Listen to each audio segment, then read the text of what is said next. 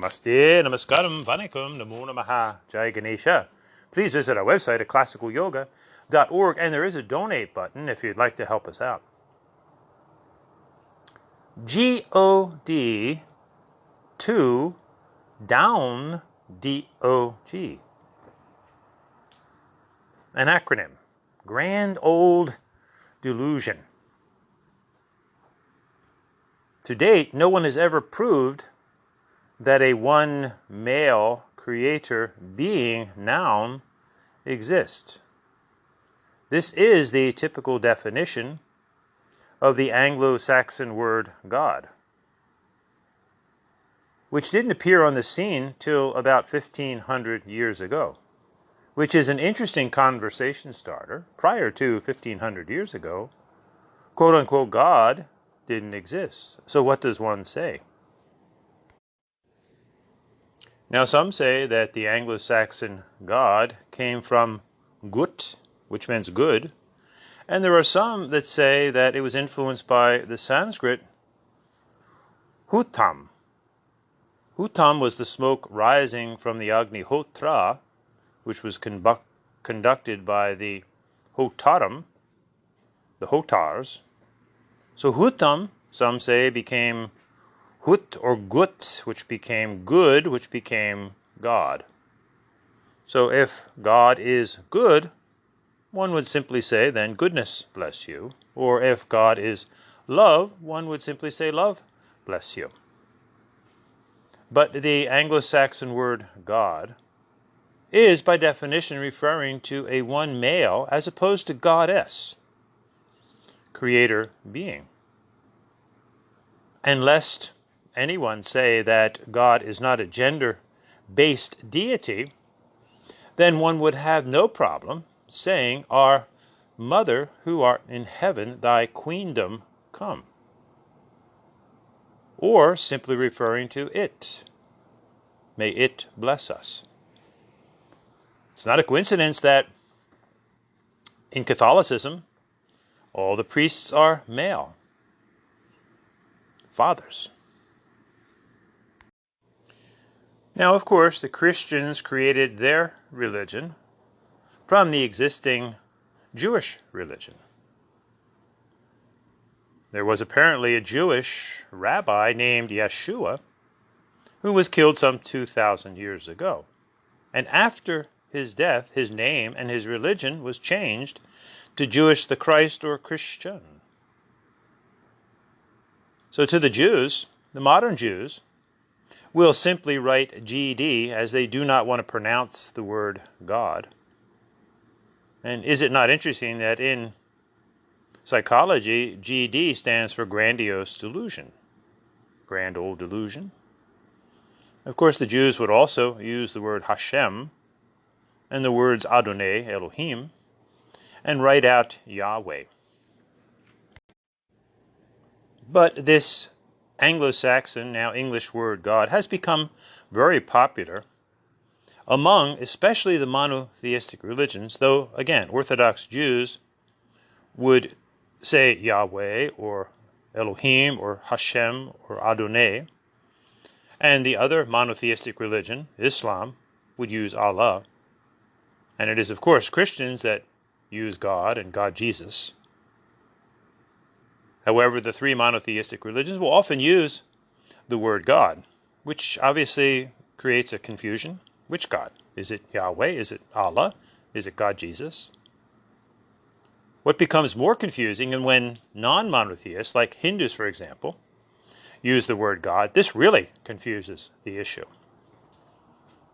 So in other words, will the real one God please stand up?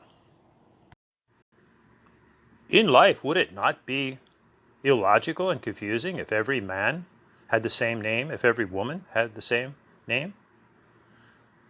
So clearly, using God and then defining it however one wants to is superficial at best and confusing at worst. And especially to those religions that existed long before the monotheistic religions were ever created. Hindus, for example, have innumerable Sanskrit and Tamil words for the divine: Brahman, Ishvara, Ishvari, male and female. Deva, Devi. So we have the impersonal, Brahman, which isn't it. It's a neuter term for the greater forces of what we Hindus call Sat Chit Ananda, or essentially love, light, and energy, which is our Atmana, the Hindu word for the soul, if you will, but it's a bit different. And then there are personal spirit beings, such as Shiva, Vishnu, Ganapati, Muruga, and the females, Kali, Durga, Parvati, Mahalakshmi, Saraswati. So it really becomes confusing when all of this, especially when using the feminine, to use the blanket term God. And then how serious is one really taking that word if it is so superficially used? So when push comes to shove, the monotheistic religions, and even outside of those, many Hindus, for example, when they use the word God, they're talking about a male deity and probably a sectarian deity, such as the Hare Krishnas will often use the word God. So this is a word like caste that should be thrown out of the Hindu lexicon, confusing at best. But again, when push comes to shove, when people use the Anglo-Saxon word God or misuse it, it is referring to a one male creator being noun, not being verb, but being noun. So again, to date, has anyone ever proved that there is such a being, male or female, a one creator male or female being, God or goddess? Hence, is not G.O.D. a grand old delusion? Or G.D., grandiose delusions? Of course, this is not to say that as individuals one cannot have an intimate inner experience of the spiritual, if you will, which remember means incorporeal, so no body is spiritual. And it's not to say that one cannot have intimate visions of spirit beings. However, this is personal. Obviously, the delusion, which can become deadly and has become throughout history, is when we try to take an invisible to others, God, deity, and make this requisite knowledge for all. This truly becomes delusions of grandeur, grand old delusion, grandiose delusions. And psychologists, psychiatrists spend decades, spend innumerable time refining, defining various delusional states of consciousness. There are hundreds of states of delusions. There are neurodevelopmental delusions, global delusions, community delusions. There's the autism spectrum, there's ADHD, there's bipolar, there's manic, there's depressive, there's personality disorders, narcissism, psychopathy, Machiavellianism. There's anxiety disorders, general anxiety, social anxiety, special phobias, panic disorders, separation anxiety, stress-related,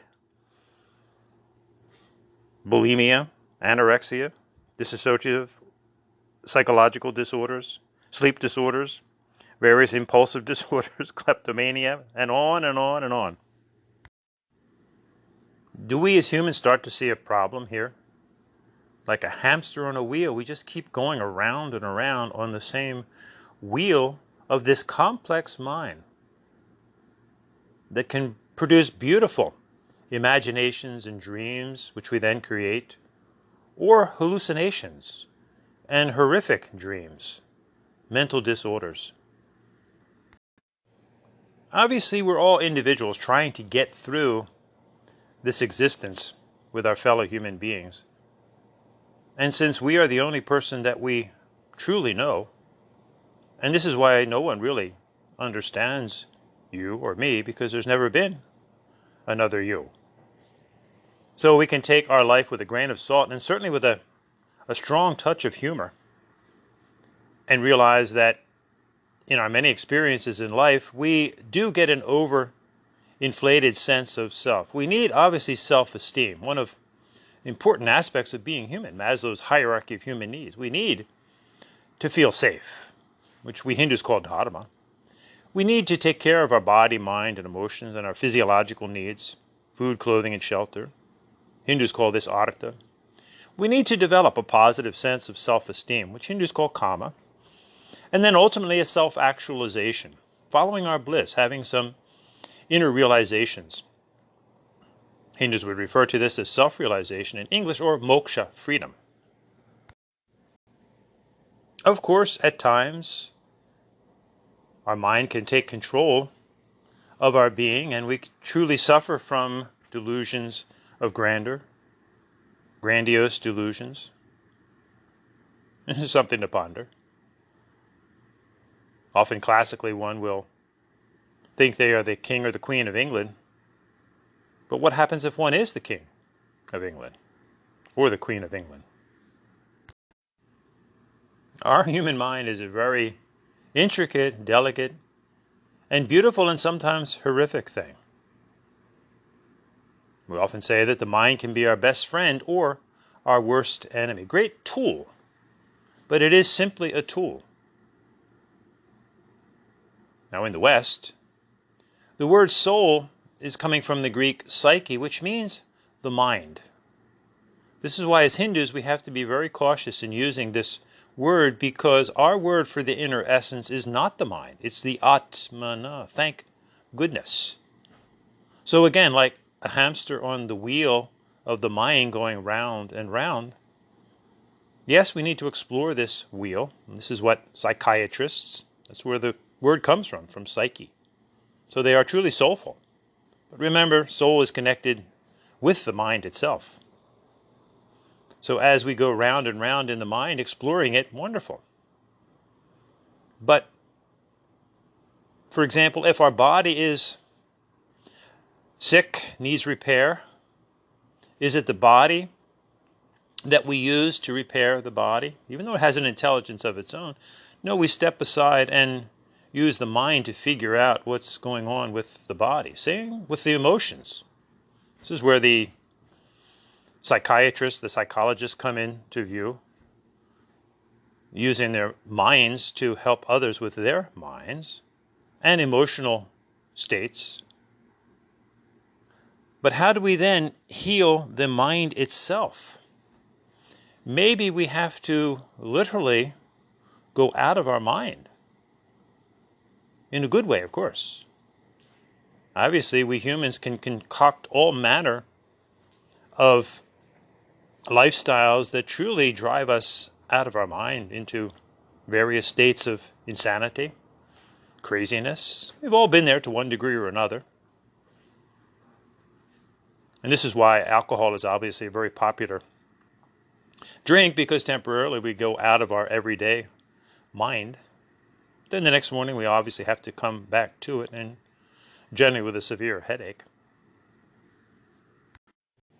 Powerful drugs take us out of our mind temporarily.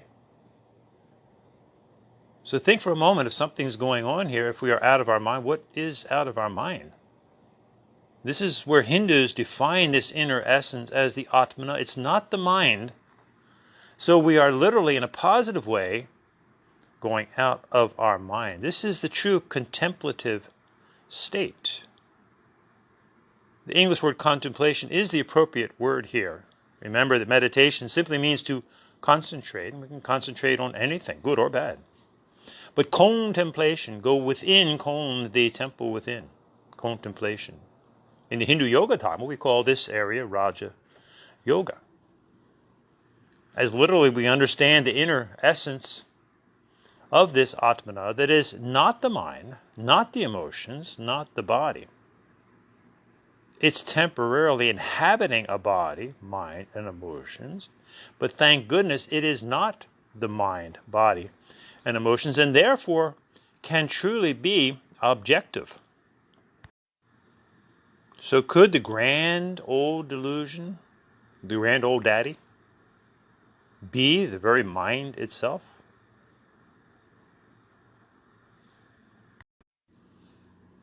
In the various religious traditions of the world, silence is often advocated.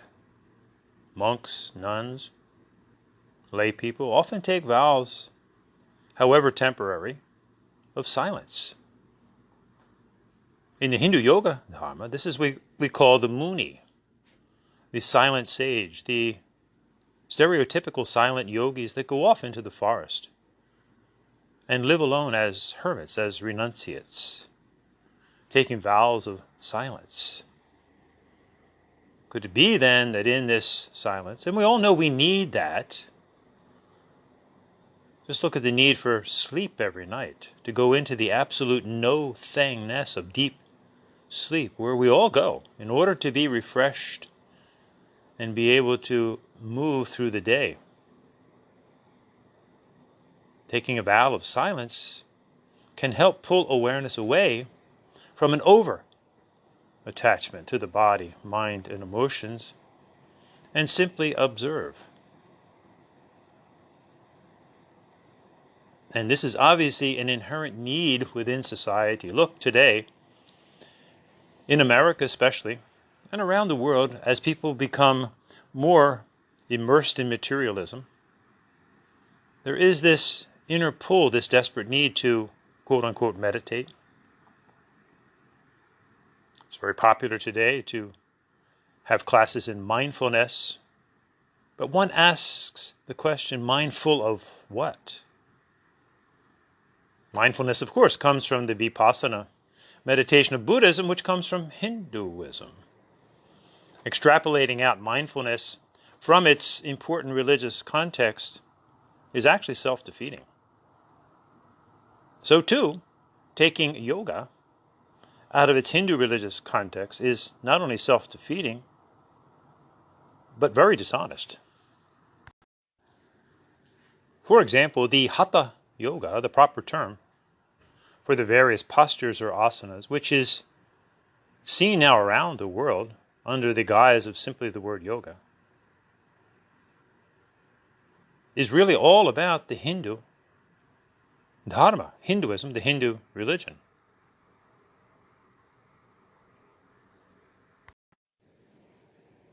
Remembering that the Sanskrit, Tamil, Hindu word yoga, yogam, actually has nothing to do with the body at all.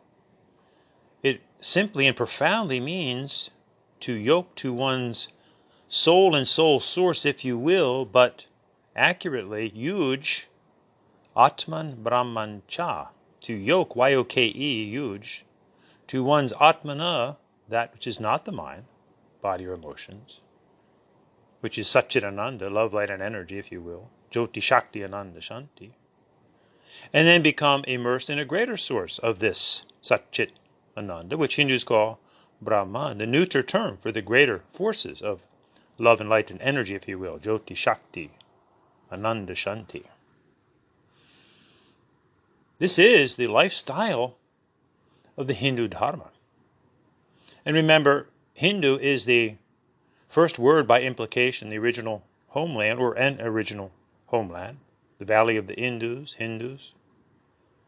And it's a beautiful word. It means Chandra, Sarid, Bindu, Soma, moon, river, Bindi, the drop, and then the nectar of bliss, Soma. So this word Indu, Indus, is a cosmic word. There is a constellation, Indus. It is an earthy word, the Indus River Valley.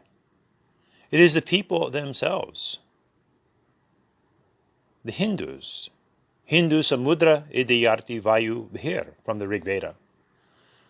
Fellow Hindus were saying to themselves, Hindus, with the support Bhir of the breath, Vayu, grab a hold Idayarti of the cosmic ocean within Samudra. So Hindu is the path, the tradition. We call it dharma, but the English word religion can also be used with clarification. This is the scholastic term designating the various traditions of the world. And when we understand the essential meaning of the word religio, it simply means to link to a moral order. We can use, with clarification, the word religion, Hindu dharma. So the Hindu dharma, or Hindu religion, has various synonyms: Rita, Dharma, Vedic, Dharma, Yoga, Dharma, Sanatana Dharma, Brahmanism, Hinduism, the Hindu religion, Sabeka, Sarva Ekam. So this is what we as Hindus do. We are Hindus. And our lifestyle is, in one word, yoga. To yoke to our Atmana. And then Brahman. Not Brahma, or not Brahmin, but Brahman.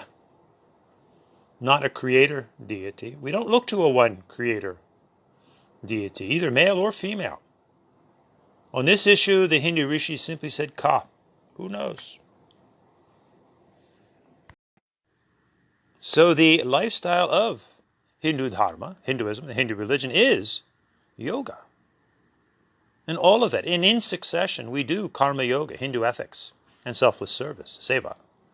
We do bhakti yoga, Hindu devotions. Remember, never to confuse generalities and specifics. Mass is a Catholic devotion. Puja, bhakti, are Hindu devotions. Third step is Raja Yoga, Hindu meditations or contemplations. Gyan Yoga, Hindu studies, inner and outer studies. And within these classic four yogas, we have Hatha Yoga, the Hindu devotional postures that are so distorted today and so popular today. Mantra Yoga, Hindu devotional chants. Japa Yoga, Hindu devotional chants on beads, malas. Nada Yoga, Hindu devotional music, songs, bhajans, kirtan. Nata Yoga, Hindu devotional dance. All the traditional Hindu arts are religious arts. They're Hindu arts, dance, music. And all of this lifestyle stimulates the inner awakening, or Kundalini Yoga, the sap of the tree, if you will. And in the Hatha Yoga of the Hindu religion, Hinduism, we have a posture, Vrikshasana tree pose, wherein the tree becomes the guru, teaching us how to live. This Hindu yoga, religious, spiritual, scientific, philosophical, it's all those things, lifestyle. By sending down good roots, karma yoga, a strong trunk reaching up, bhakti yoga in devotion, branching out, leaves, flowers, the royal state of Raja Yoga, which includes the study of the chakras and the Ida, the Pingala, Shushmana, culminating in the fruit of enlightenment, if you will, or Gyan Yoga. This is also detailed in the famous Yoga Sutras, which, again, have been totally distorted or almost beyond recognition, of the Saiva Hindu Guru Patanjali, wherein he defines a small portion of his Yoga Sutras, and indeed the whole Yoga Sutras need to be studied to put it in context and understanding. But there's an 8-limbed process just in the middle called Ashtanga Yoga, which is defining these 4 classic yogas. Yama and Niyama are karma and bhakti yoga. Asana is a reference to Hatha Yoga, but with no specific asana at all. Simply one steady, comfortable pose. Sthira Sukham Asana, which is important because today's so-called Ashtanga Yoga is a total distortion of Patanjali's Yoga Sutras, because there is no mention of any specific asana. Then pranayama, pratyahara dharana dhyana, sarva raja yoga asi. Samadhi jnana yoga asi. And then the Tamil Hindus define these 4 classic yogas: Charya Kriya Yoga Jnanam, Karma Bhakti Raja Jnana. And in the Vedas, the rishis had a succinct system: Karma Kanda, Upasana Kanda, Jnana Kanda. Upasana was the combination of Hatha, Raja, and Bhakti Yoga. Ye Tino Eka. So, of all these classic Hindu yogas, the only one that the rishis said to keep secret was the very one that is out there today under the guise of yoga. Hatha Yoga. The rishis full well knew that because Hatha Yoga does deal with the physical body, that the naive and the opportunists would exploit this into becoming simply an infatuation with the body. Hence, today's so-called yoga, where we have Kino's yoga and Adrian's yoga, And hot yoga, and power yoga, and doggy yoga, and laughter yoga, and nude yoga, and goat yoga, and beer yoga ad nauseum. In other words, delusions of grandeur, D.O.G, or dog. And when making fun of hatha yoga and various aspects of yoga, which many do, sadly, most know of down dog. Is not D.O.G the opposite of G.O.D? Grand old delusions and delusions of grandeur, which is the hallmark, sadly, of today's so-called yoga. And this is where honest people need to seriously reflect on this religious appropriation, this religious theft, which it truly is. Succinctly, all of today's non-Hindu so-called yoga is hot yoga, meaning stolen. And we know what happened to the infamous Bikram Chowdhury and his hot yoga. And an honest look at most, if not all, of the Indian cult leaders that came to America and introduced this yoga without its proper Hindu context. Most of these groups ended up in tremendous scandals, really hurting people. In all ways, physically, economically, emotionally.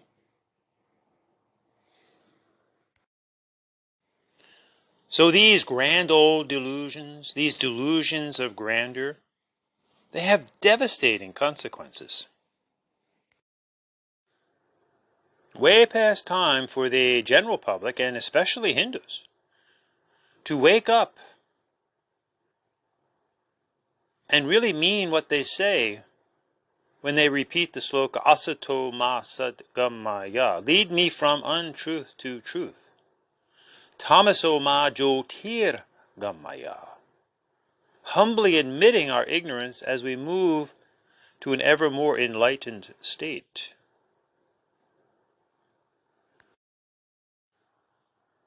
It takes courage to break out of delusions. Will you be that person? Like Rosa Parks, one woman who refused to sit on the back of the bus. To go against the tide is not easy. When you stand for something, you can be sure that there will be innumerable people that seek to knock you down. This is the wisdom of Mahaganapati, standing up and protecting his Mataji, protecting the Dharma. Remember, Hindus, protect the Dharma and the Dharma will protect you. Don't become violent. That's why we as Hindus advocate ahimsa. But this does not mean we can't confront, have debate, conversations, and life rolls on. Let's all find that inner, youthful, loving warrior and wake up to the grand old delusions and the many delusions of grandeur. And along the way, seeking peace, peace, peace. Which, remember, peace is not merely the absence of conflict, but the presence of justice. Om Shanti, Shanti, Shanti.